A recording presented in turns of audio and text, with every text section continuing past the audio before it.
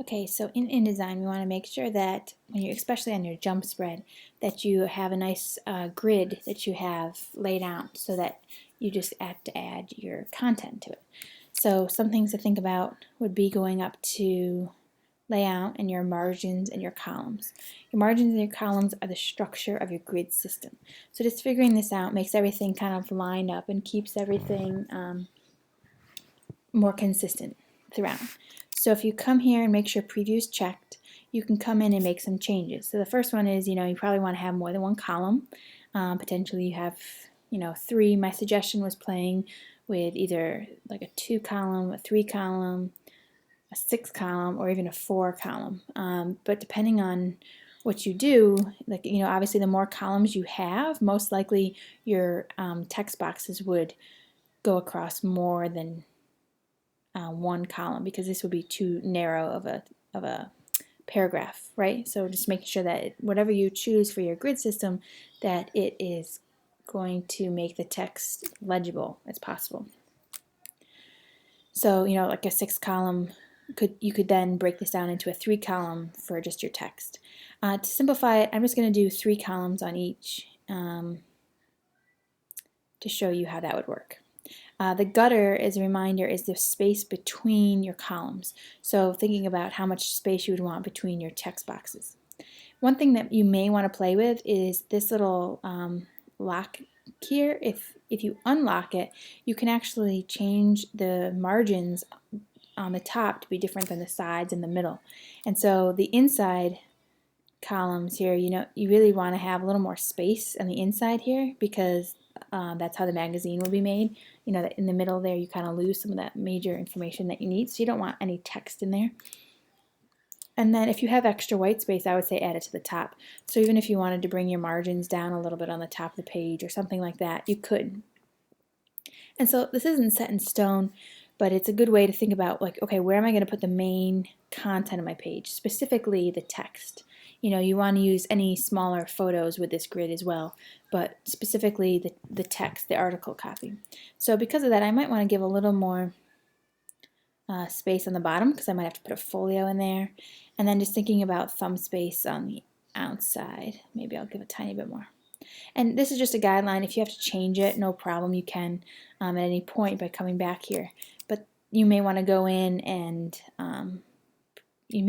add content, print it, and see what it feels like, and then you can make revisions.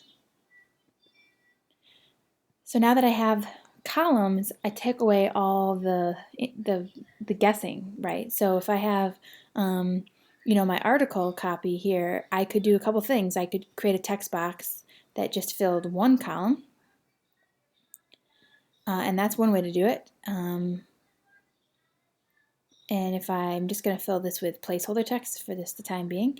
But if you count and you look at this and you decide on a typeface, if Minion, and maybe I'm going to go to 11 point.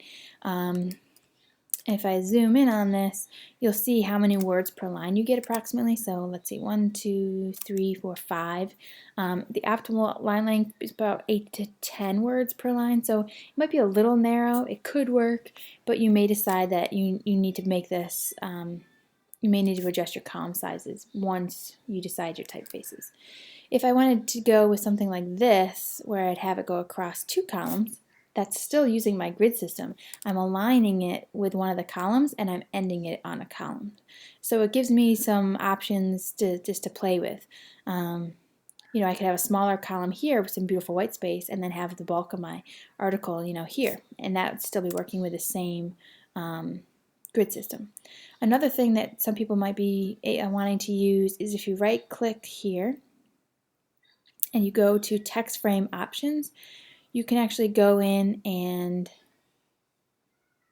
change the number of columns within a text box. And so if I preview that, you can see that it automatically would make 2 columns for me, and I'll add more text here so you can see it, but you would have 2 more columns within one text box.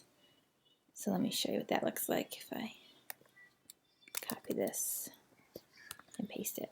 So this is one text box. I can move it, I can adjust the overall width, and it will always stay 2 columns for me. So just a little hint for you there, might save you some time. If you don't like that option, that's fine. I'm going to go back to 1 column. And something else that might be useful is if you have some of the article text, on one page and it doesn't all fit, and you wanted to have it go to the other page. I'm just going to get rid of that. There's this cool little plus sign here, and what that means is there's text that's not visible. So there's more text in this text box than we can actually see. And so you can actually link text boxes together. So if I click on this little plus sign, and you'll see the actual copy is wherever my cursor goes, and then I'm going to click on the other text box that I want to link it to. And now if I change the size of this column or this text box, it will compensate over here and it'll add the other content here for me. If I make this bigger, it'll make this smaller. And so now they're linked together, and you'll be sure that you have all of your text in it. So if I have to do any formatting changes, say I want to change this to 11 point, I don't have to necessarily copy and paste or change the article. I only have had to paste that in there once. Okay, so that's why having this the grid system is really helpful. Now I want to add text or pictures. So let's just bring this down a little bit. Say this is my article text here, and maybe I want to have some pictures. One way to do that is to just go in, and if you already know the picture you want to work with, but instead of guessing, I can just come in and use my grid system. So say I have 3 pictures that I want to just do across the top here. And as long as it's aligning to the grid system consistently, it's okay. So if I'm going to go all the way to the far line, I'll do that. And then I'm just going to copy and paste that and copy and paste that. And then maybe just making sure that they all align, I'll bring them in.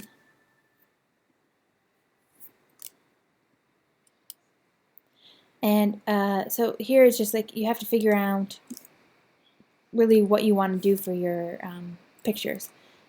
And so because it's not going to align perfectly mathematically to have them all the same, I'm just going to have to decide if I want all the pictures exactly the same or if it's more important for me to have it perfectly aligned with the grid. So I'm just going to go with the grid here. I'm just going to draw this other picture here. And what I'm using is this placeholder rectangle frame tool.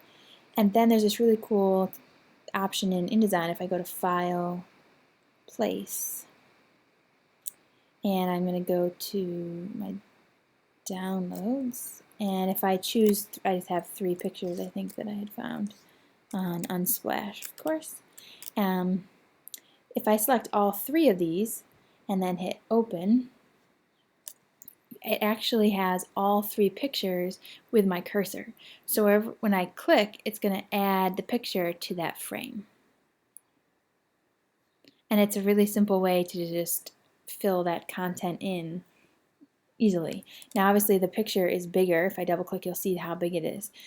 So then you have some other options. You can go to Object, Fitting, and then I can fill the frame proportionally, and I can do the same, which will make sure that I'm not stretching it. Okay, and then there's other things I could do. Maybe I want space in between there, which would again align with my grid. Oops. And you just want to make sure that you are just adjusting the frame. There we go. Okay, so now instead of like, I'm not sure where to put these pictures, you use your grid system accordingly. And it's flexible. So say I wanted just this one picture to expand the same width as my article text, I could do that. And then if I change my box, I can go to Object, Fitting, Fill Frame Proportionately, and it's still aligning with my grid. Okay, but look for consistencies. Right now I just set up my columns, but when you're thinking about where should things align together, you really want to try to align horizontally just as much as you would vertically. So I'm going to have this, end at the same place as this one, for instance. Okay? Don't be afraid of white space. It's your friend.